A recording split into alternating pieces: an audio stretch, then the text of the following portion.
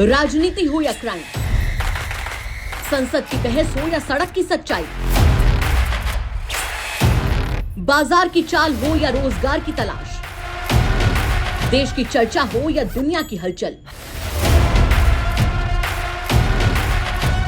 जंग के शोर से सीज फायर की खबर तक, यूपी बिहार से तमिलनाडु की सियासत तक, एस्ट्रोलॉजी के सितारों से खेल के मैदान तक, सच साफ सीधे अंदाज में। देखिए तक 360, गली से ग्लोब तक। उत्तर प्रदेश का संभल जिला पिछले कुछ समय से अदालतों के फैसले को लेकर चर्चा में बना हुआ है और अब यहां पर न्यायिक अधिकारियों का तबादला भी चर्चा में है।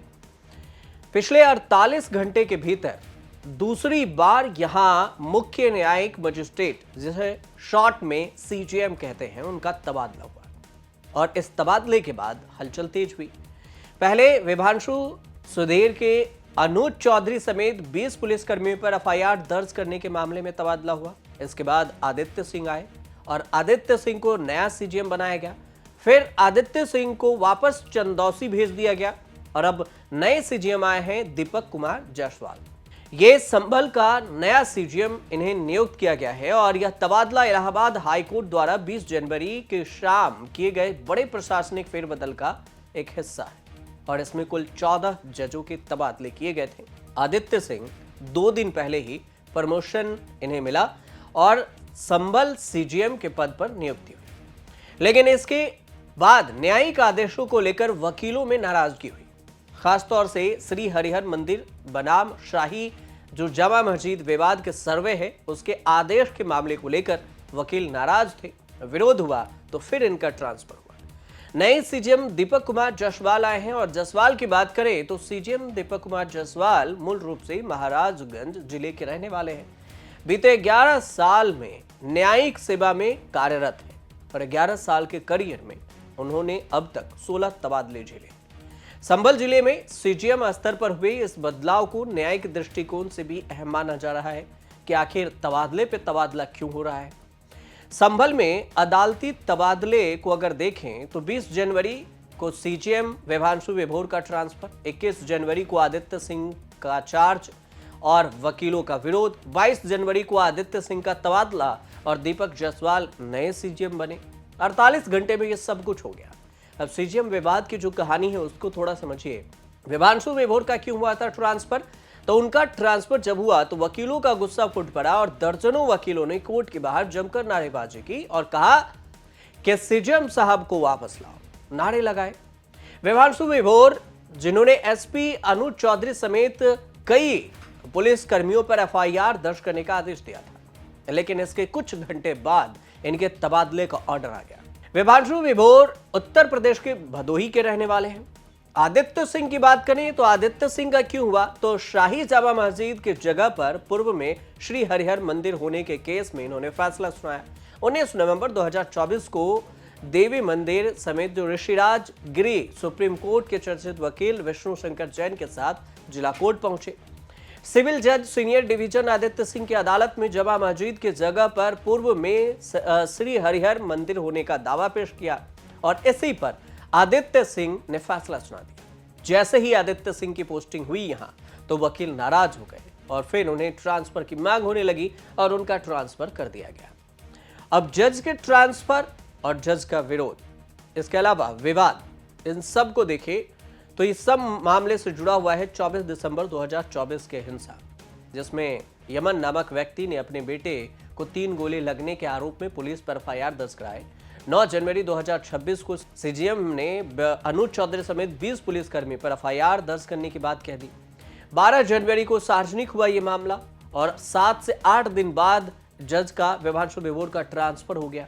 और इससे पहले जब उन्होंने फर्जी एनकाउंटर मामले में 13 पुलिसकर्मी पर केस दर्ज करने का कड़ा आदेश दिया था तो भी उनकी चर्चा हुई थी और पुलिस प्रशासन ने बगावती रुख अपनाया था और एफआईआर दर्ज करने से मना कर दिया था। हाईकोर्ट जाने की बात कही थी विभांशु विभोर वाले मामले में। अब संभल की जामा मस्जिद विवाद क्या था, इसको भी समझ लीजिए। तो संभल के जो जामा मस्जिद विवाद है उसको लेकर हिंदू पक्ष ने दावा यह किया था कि ये पहले हरिहर मंदिर था। और इसे बाबर ने 1529 में तोड़वाकर मंदिर बनवा दिया और इसे लेकर 19 नवंबर 2024 को संभल कोर्ट में याचिका दायर हुई और उसी दिन सिविल जज सीनियर डिवीजन आदित्य सिंह ने मस्जिद के अंदर सर्वे करने का आदेश दे दिया। कोर्ट ने रमेश सिंह राघव को एडवोकेट कमिश्नर नियुक्त किया और उसी दिन शाम 4 बजे सर्वे के लिए टीम पहुंची। 2 घंटे सर्वे किया गया और उसी दिन सर्वे पूरा नहीं हो पाया। एक दिन में नहीं हुआ, 2 घंटे में। इसके बाद 24 नवंबर को सर्वे की टीम जामा मस्जिद पहुंची। मस्जिद के अंदर सर्वे हो ही रहा था कि इस दौरान बड़ी संख्या में लोग यहां जुट गए। भीड़ ने पुलिस टीम पर पत्थर फेंके। इसके बाद हिंसा भड़क उठी और इसमें गोली लगने से 4 लोगों की मौत हो गई। एसपी कृष्ण कुमार विश्नोई, चर्चित सीओ जो अनुज चौधरी हैं, डेप्यूटी कलेक्टर सहित 29 पुलिसकर्मी भी घायल हो गए।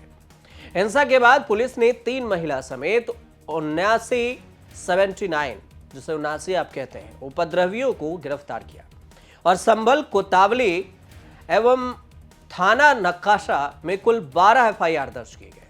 सपा के सांसद जियाउर रहमान वर्क, सपा विधायक इकबाल महमूद के बेटे जो सुहेल इकबाल हैं, इनके अलावे 40 लोगों के खिलाफ नामजद हुआ।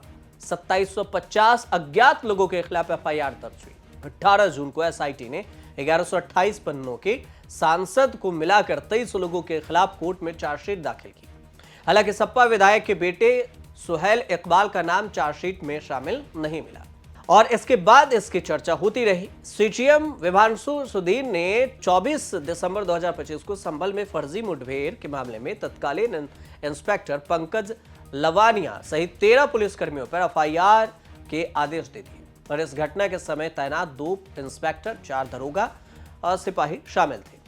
थाना बहजोई के थाना अध्यक्ष हैं, उन्हें निर्देश दिया गया कि तत्काल मुकदमा दर्ज कर 3 दिनों के अंदर कोर्ट में रिपोर्ट सौंपे और इसके बाद से ये मामला अब तक जारी है। कभी सीजीएम आदेश देते हैं एफआईआर की, तो कभी पुलिस बागी हो जाता है, तो कभी सीजीएम का ट्रांसफर हो जाता है और ऐसे ट्रांसफर 48 घंटे में जब 3-3 ट्रांसफर हो गए और नियुक्ति और ट्रांसफर, तो चर्चा होना लाजमी था और इसी वजह से हमने आपको ये पूरी जानकारी बताई कि क्या कुछ पूरा खेल चल रहा है संभल में सीजीएम ट्रांसफर को लेकर। ये पूरी जानकारी थी। आपको अगर सही लगे तो हमारे चैनल से जुड़िए और देखते रहिए न्यूज़ तक।